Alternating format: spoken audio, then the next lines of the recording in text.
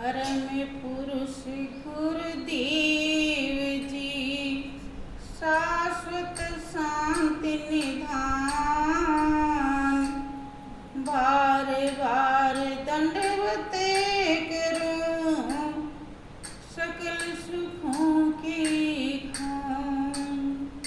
एकम नित्यम विमल अचलम सर्वधी साक्षी भूतम, भावातीतं निर्गुण रहितं सतगुरु त्वां नमः।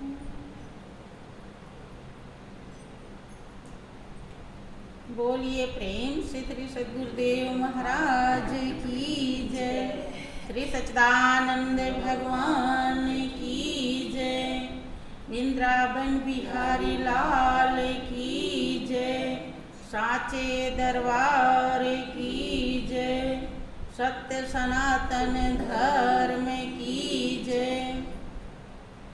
बोलिए प्रेम से सब संतों की जय।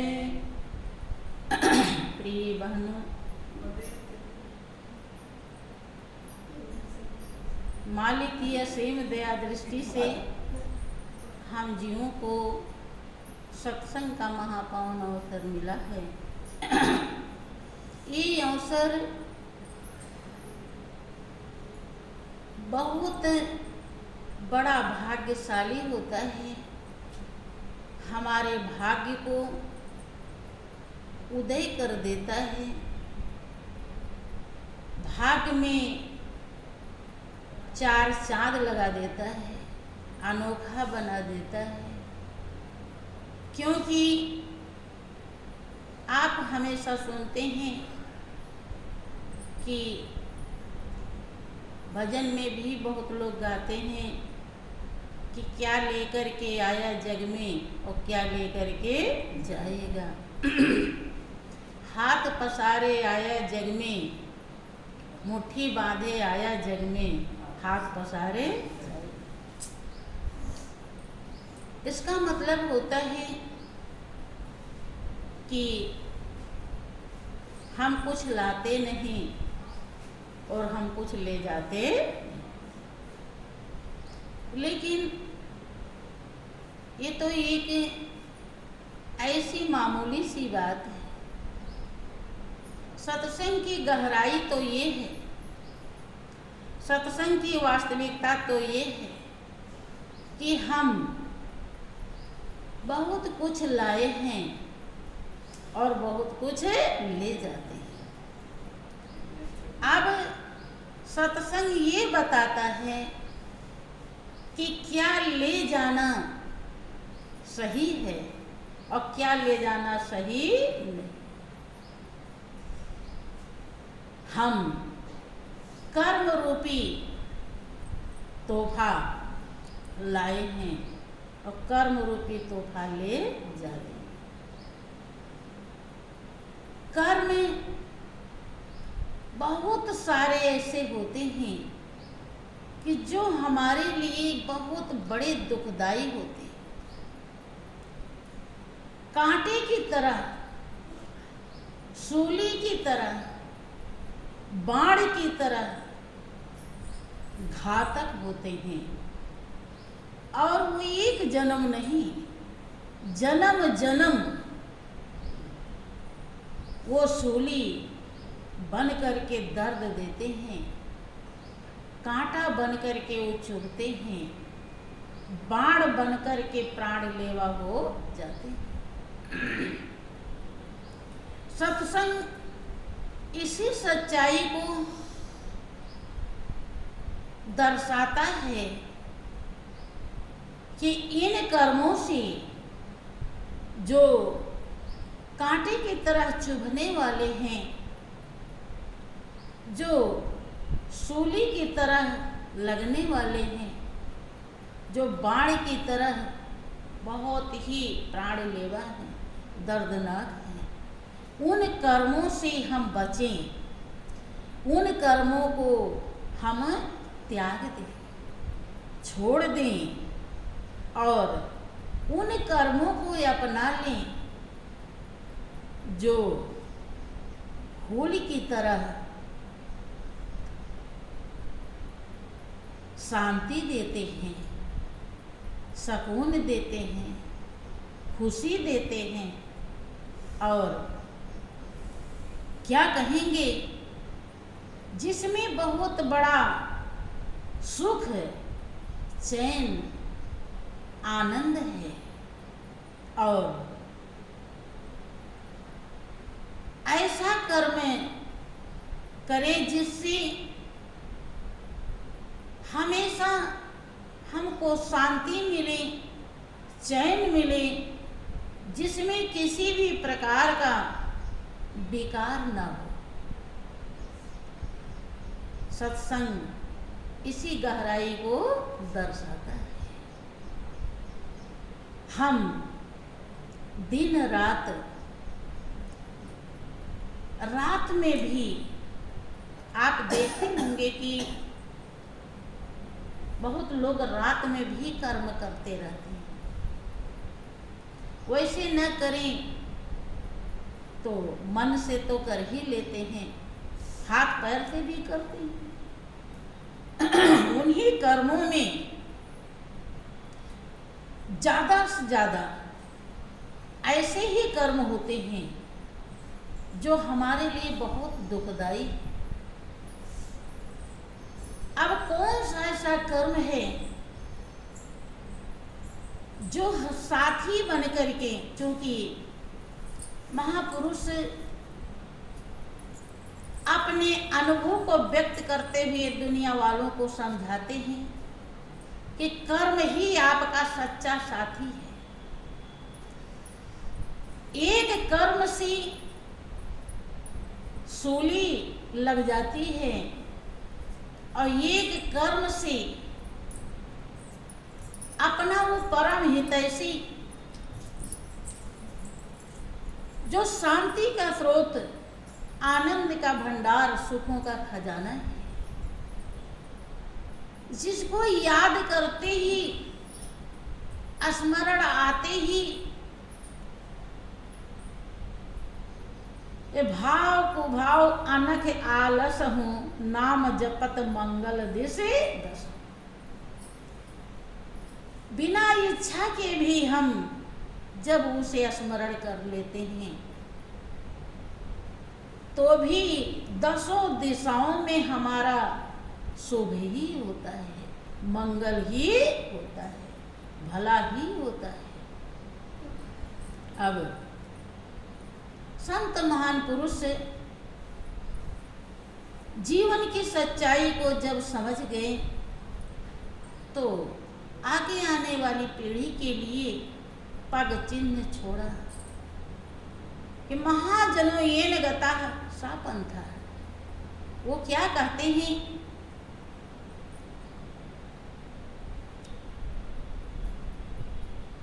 कि छोड़ कर संसार जब तू चाहेगा, कोई न साथी तेरा साथ निभाएगा।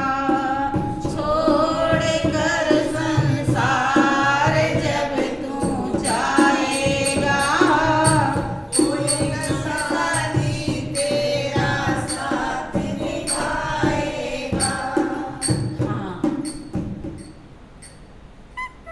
जिसने अनुभव किया, इस संसार को गौर से पढ़ा, ध्यान से पढ़ा,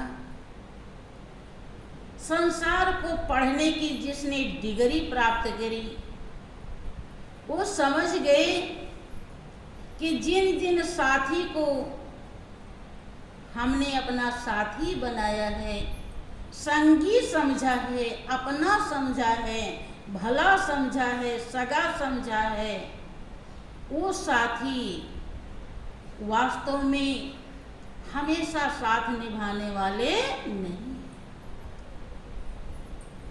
एक तो हमेशा साथ नहीं निभाएंगे और दूसरे उनके संग से कुबुद्धि उपजती है। जैसे जैसे उनके संस्कार होते हैं वैसे वैसे संग का प्रभाव पड़ता है और वही हमारी आत्मा पे भी छाप पड़ जाता है। एक तो वो साथ निभाते नहीं और दूसरे उनको साथी अगर हम उन्हीं को बनाए रखें, पूरे जीवन भर समझते रहें यही साथी हैं, तो इस समझ से ही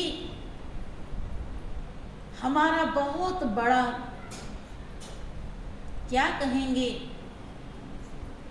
जुल्म हो जाता है, धोखा हो जाता है और उस धोखे का पछतावा 84 लाख जन्म तक खत्म नहीं होता। तो महापुरुष सत्संग होश में लाता है, संत महान पुरुष होश में लाते हैं कि यह मानव प्राणी, तुम अपने अंदर देखने में तो मानव हो लेकिन मानवता नहीं लाया, अर्थात कर्म या कर्म नहीं समझ पाया। कौन सा कर्म तुम्हारा यज्ञ बनेगा, कौन सा कर्म तुम्हें सूली प्रदान करेगा, ये तुम समझ नहीं पाए। किस कर्म से तुम्हारी शुभ और अशुभ कर्म खाक हो जाएंगे और किस कर्म से शुभ और अशुभ बनते रहेंगे, ये सत्संग दर्शाता है। आगे क्या कहते हैं, गर प्रभु का भजन किया ना, सत्संग किया ना दो घड़ियां, गर प्रभु का भजन किया ना, सत्संग किया ना दो घड़ियां, यम दूत लगा कर तुझको ले जाएंगे हथकड़ियां, यम दूत लगा कर तुझको ले जाएंगे हथकड़ियां, कौन छुड़ाएगा कोई न साथी तेरा साथ निभाएगा, कौन छुड़ाएगा कोई न साथी तेरा साथ निभाएगा। संत महान पुरुष अपने अनुभव को दर्शाते हैं जो उन्होंने जाना कि गर प्रभु का भजन किया ना, क्योंकि जब वो संसार को समझ गए, संसार है क्या, ये हमारे लिए कितना हितकारी है और कितना दुखदाई है, तो उन्होंने संसार बनाने वाले से प्रेम किया, संसार से प्रेम नहीं किया। वो समझ गए कि जो मालिक 84 लाख योनि में से निकालकर मनुष्य की जिंदगी दिया और अंधेरी कोठरी में गढ़ के तैयार किया, जिसको जिस रहस्य को किसी को पता नहीं, जो इतना बड़ा कारीगर है, इतना हितैषी है, इतना करता धरता है, जो हमारे श्वास को चला रहा है, जिसके कारण हम इस दुनिया में आबाद हैं, तो हम क्यों ना उसी को साथी बनाएं, क्यों ना हम उसी को याद करें, क्यों ना हम उसी से प्रेम करें। और जब प्रेम किया तब उनके अंदर से अशांति चली गई, बेचैनी चली गई, प्रेम करने से जो लाभ मिला उसी को दर्शाया। अगर इन्हीं दुनिया वालों से, इन्हीं रगड़ों झगड़ों से अगर हम प्रेम करते रहे तो क्या कह रहे हैं, गर प्रभु का भजन किया ना, इन्हीं को तो हम भजते हैं। भजने का मतलब है याद आना, हरदम दिल में बसे रहना, इन्हीं के लिए सब सोचना, सब करना, सब कहना, मनसा वाचा कर्मणा, इन्हीं में लगे रहना, यही तो भजन है। सही में भजन यही है।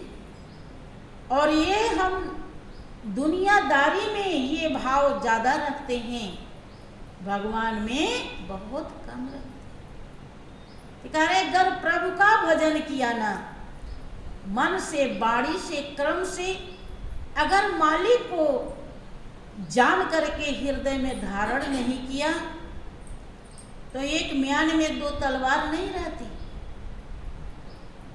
एक ही रहती है। या तो संसार रहेगा और या तो संसार का मालिक रहेगा भगवान।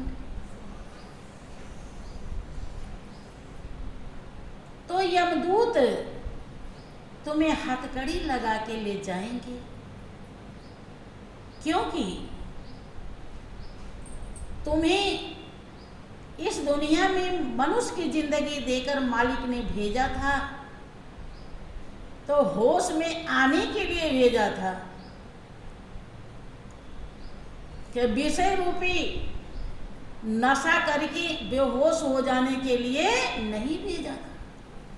इसलिए तुमने जुल्म कमाया है, इसलिए तुम्हें हथकड़ी लगेगी। और जो संगी साथी हैं वो इतने खूंखार तो बहुत हैं, दुखदाई तो बहुत हैं, लेकिन उनके पास कोई सामर्थ्य नहीं, वो तुम्हें छुड़ा नहीं पाएंगे। वो ना चीज हैं, लेकिन भरमवश उन्हीं को हम अपना कहते हैं। तो जैसे रस्सी को देख करके हम समझते हैं सांप है, अंधेरी में रात में रस्सी पड़ी होती है टेढ़ी मेढ़ी, तो लगता है कि सांप है तो रस्सी ना हिलेगी, ना डोलेगी, ना काटेगी, ना कोई जहर। लेकिन हम पूरा सोच लेते हैं कि ये सांप है और ये काट लेगा, जहर फैल जाएगा और हम मर जाए, ये भ्रम है। ऐसे ही इन साथी को हम समझते हैं कि मेरे हैं, लेकिन ना तो ये मेरे हैं और ना ये कुछ करने लायक हैं। किसी संत का अनुभव है कि साहब सो सब होते हैं, बंदे ते कछु नाही, और राई ते पर्वत करें, पर्वत राई नाही। ये हमारे संगी साथी केवल बहुत करेंगे, थोड़ा सा धीरज बधा देंगे और नहीं तो रोने लगेंगे। कोई विपत्ति आ गई, बस की इनके कुछ नहीं है, रो सकते हैं। हाँ, कोई बहुत अच्छा है तो थोड़ा धीरज से आगे, सब करता धरता वही। उसके रहस्य को हम कब समझ पाते हैं, जब हम सत्संग ग्रहण करते हैं। महापुरुष समझाते हैं कि छोड़ कर संसार जब तू जाएगा, कोई न साथी तेरा साथ निभाएगा। छोड़ कर संसार जब तू जाएगा, कोई न साथी तेरा साथ निभाएगा। यह सत्संग की गंगा है, तू इसमें लगा ले गोता। यह सत्संग की गंगा है, तू इसमें लगा ले गोता। वरना इस दुनिया से तू जाएगा एक दिन रोता। वरना इस दुनिया से जाएगा एक दिन रोता। फिर पछताएगा, कोई न साथी तेरा साथ निभाएगा। फिर पछताएगा, कोई न साथी तेरा साथ निभाएगा। बहनों, ये गहराई इस दुनिया के पढ़ाई का रिजल्ट, अच्छा रिजल्ट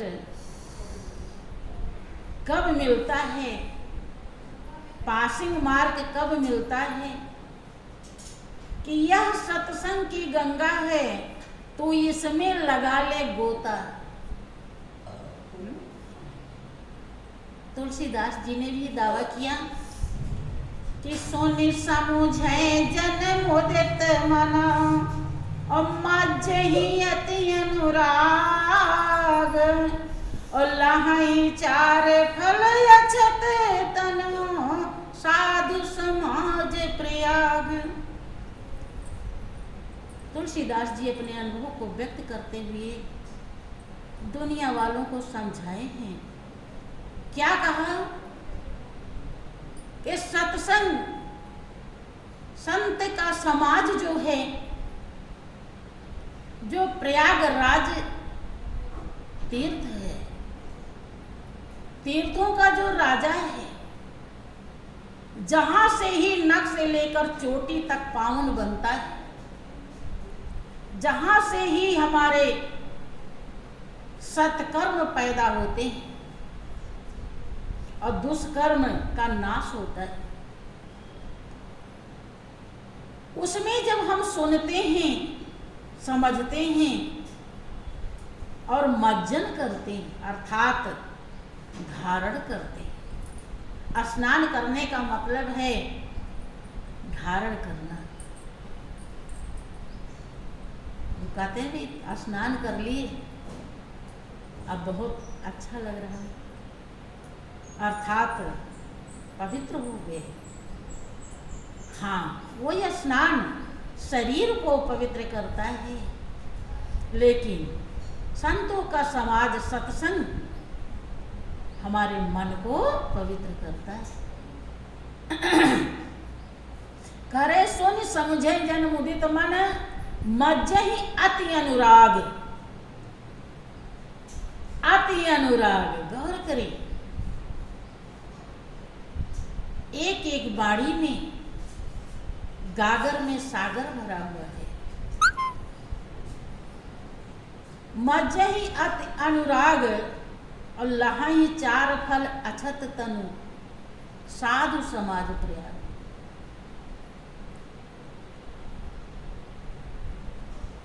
अपना बहुत बड़ा सौभाग्य समझना चाहिए जब हमें सत्संग मिले।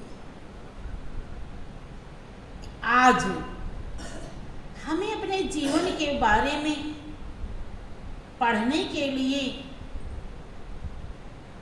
समझने के लिए, उत्तीर्ण होने के लिए मालिक ने सौभाग्य प्रदान किया। बहनों, लेकिन बहुत प्रेमी भक्त ऐसे ही चले आते हैं और सुन के चले जाते हैं। उन्हें यही नहीं समझ में आता कि हम यहाँ किस लिए आए हैं। हमें कैसे भाव से सत्संग ग्रहण करना चाहिए, उसकी कितनी बड़ी कीमत है, वो थोड़ा भी ग्रहण नहीं कर पाते। कह रहे ये सत्संग की गंगा है तो इसमें लगा ले गोता, अर्थात खाली आने जाने से नहीं काम चलेगा, गोता लगानी होगी। सत्संग जो कह रहा है उसे करना, गोता लगाने का मतलब यही है, उसे धारण करना, वैसा बनना। और नहीं बन पाए तो इस दुनिया से जाएगा एक दिन गोता, क्योंकि सब छूट जाएंगी। जिनसे जिनसे दिल लगाया है, जिनको जिनको अपना समझा है, सब यहीं रह जाएंगे। और उनसे दिल लगाने का जो नतीजा है, रिजल्ट है, वो बहुत ही अभिशाप बन जाएगा। क्योंकि उनसे दिल लगाना बहुत बड़ा, क्या कहेंगे, जुल्म है। क्योंकि जब तन अपना नहीं है और सब रिश्ते तन के हैं। अपना तो जो पिंजड़े में रम रहा है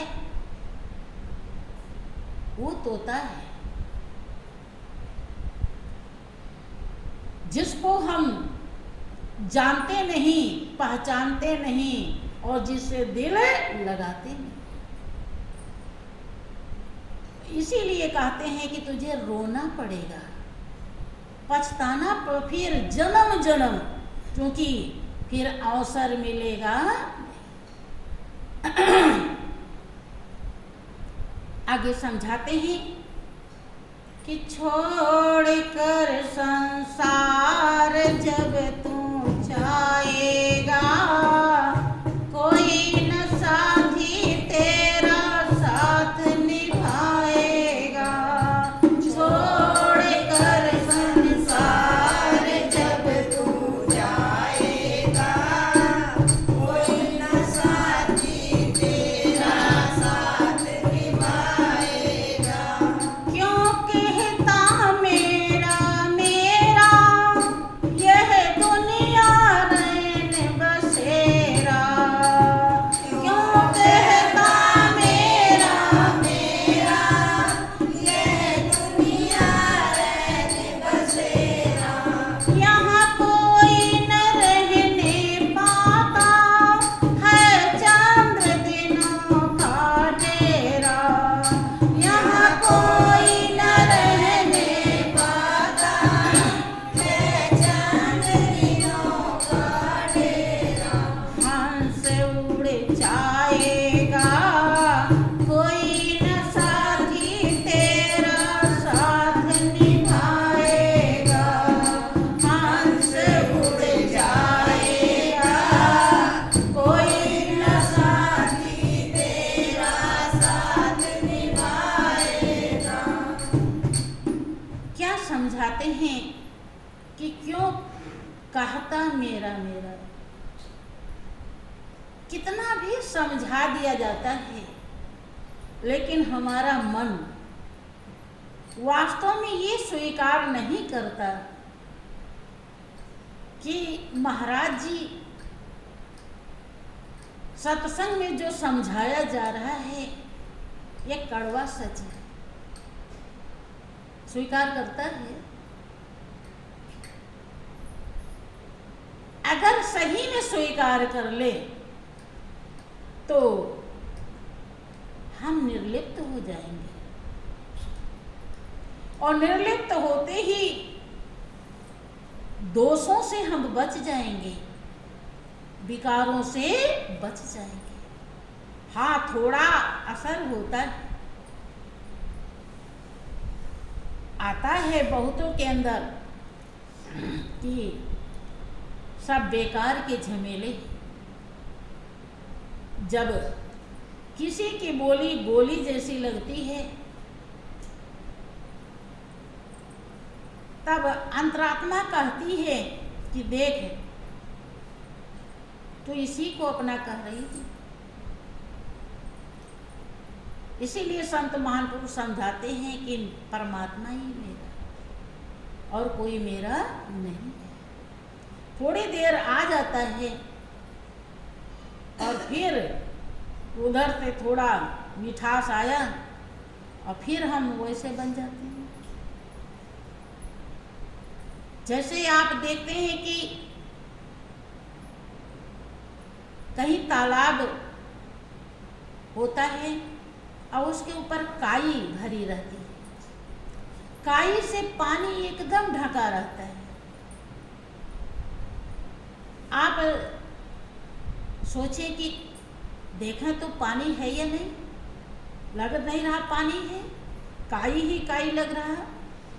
आपने एक डली उठाई और पानी में फेंक, पानी में जब फेंक दिया तो थोड़ी दूर की काई हट जाती है, और जब काई हट जाती है तो पानी दिखाई पड़ता, पानी एकदम निर्मल दिखाई पड़ा। लेकिन जैसे वो डली नीचे गई, फिर धीरे धीरे धीरे धीरे वो काई वहीं पे आ जाती है जहां से हटी थी।